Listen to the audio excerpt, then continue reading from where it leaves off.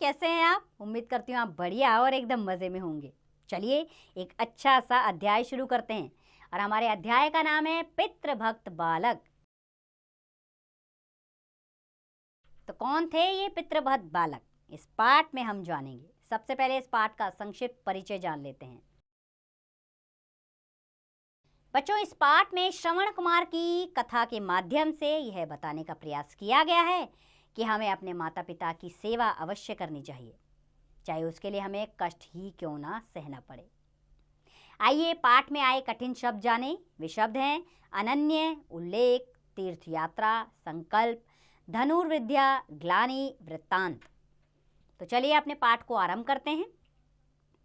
रामायण में श्रवण कुमार की अपने माता पिता के प्रति अनन्य भक्ति, अनन्य यानी कि जिसके जो दूसरा, रामायण में श्रवण कुमार की अपने माता पिता के प्रति अनन्य भक्ति, अनन्य यानी जिसके जैसा दूसरा कोई ना हो, ऐसी भक्ति की कथा का उल्लेख, उल्लेख यानी कि विवरण, अर्थात इसके बारे में जानकारी, उल्लेख मिलता है। श्रवण कुमार नाम का एक बालक था। उसके माता पिता अंधे थे। श्रवण कुमार अपने माता पिता की बहुत सेवा करता था।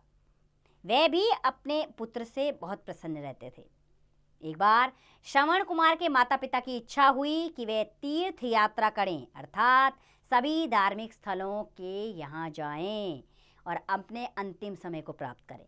इसकी इच्छा उनके माता पिता को हुई। उन्होंने अपने मन की बात पुत्र से कही। श्रवण ने उनकी बात पूरी करने की ठान ली।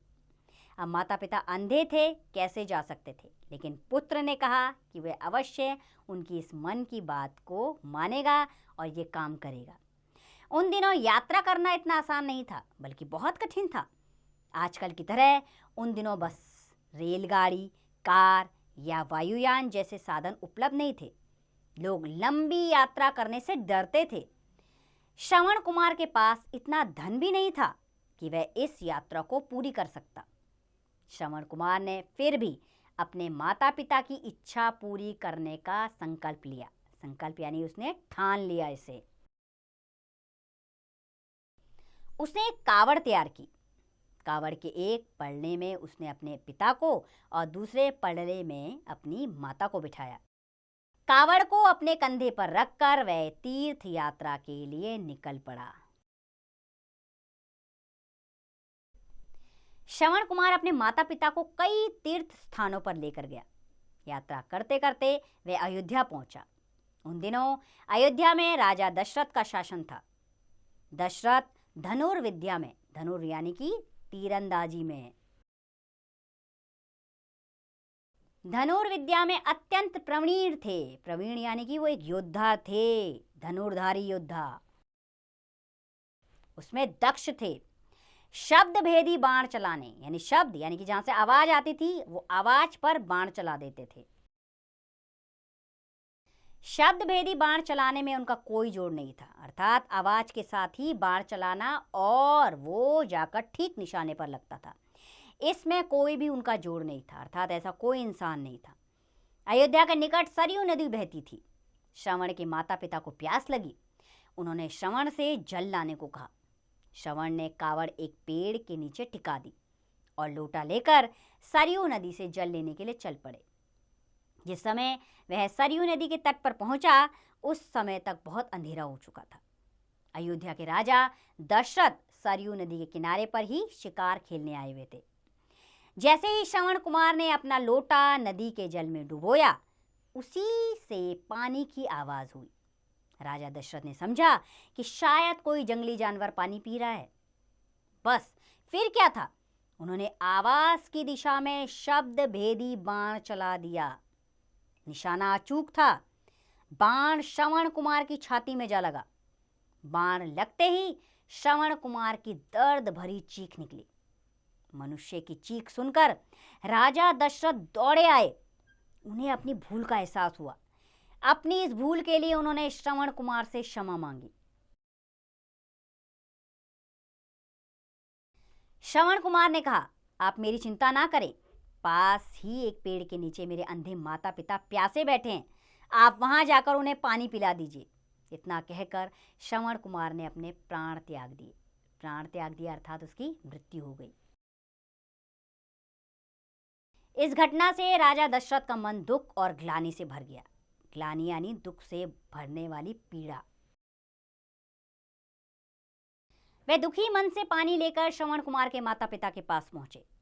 राजा दशरथ की आवाज से उन्होंने पहचान लिया कि पानी लाने वाला उनका पुत्र श्रवण नहीं बल्कि कोई और है। उन्होंने राजा दशरथ से इसका कारण पूछा। राजा दशरथ ने रुधे स्वर में यानी रोने हुए आवाज में सारा वृत्तांत उन्हें कह सुनाया। वृत्तांत यानी कि पूरा किस्सा।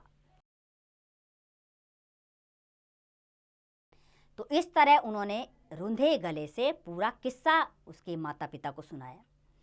पुत्र की मृत्यु का समाचार सुनकर श्रवण के माता पिता बहुत दुखी हुए और अपने पुत्र के गम में विलाप करने लगे।